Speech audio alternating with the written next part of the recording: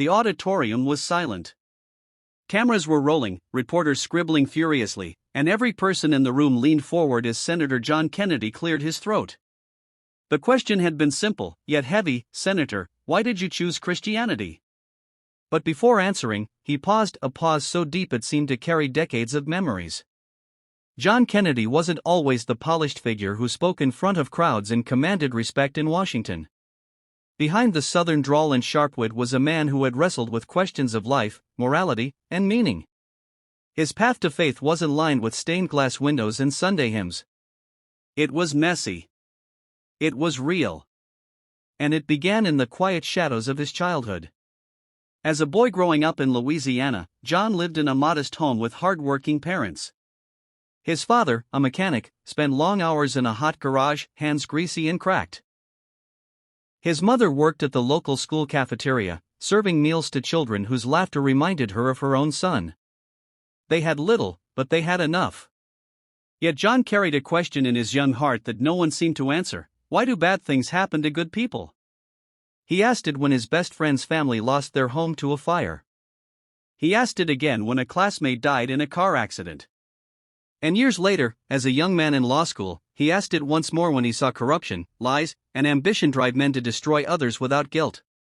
At first, John looked for answers in knowledge. He buried himself in books, philosophy, history, law, and science. Each offered pieces of wisdom, but none brought peace. He studied thinkers who dismissed faith as superstition and others who embraced spirituality without boundaries.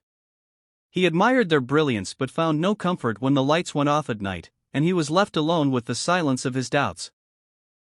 His turning point came not in a courtroom, nor in a debate hall, but in a hospital.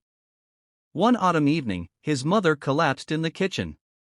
Doctors diagnosed her with a heart condition that required surgery. John, then still early in his political career, felt powerless. Sitting in that sterile waiting room, the cold air pressing against his chest, he realized that his legal knowledge and sharp arguments meant nothing against the fragility of life. He prayed, though at that time, he wasn't sure who he was praying to. "Please," he whispered, "don't let me lose her." The hours felt eternal.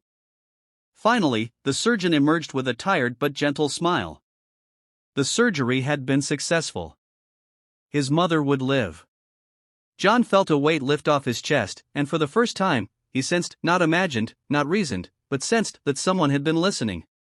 But his journey didn't end there. Faith wasn't a light switch he flipped on that night.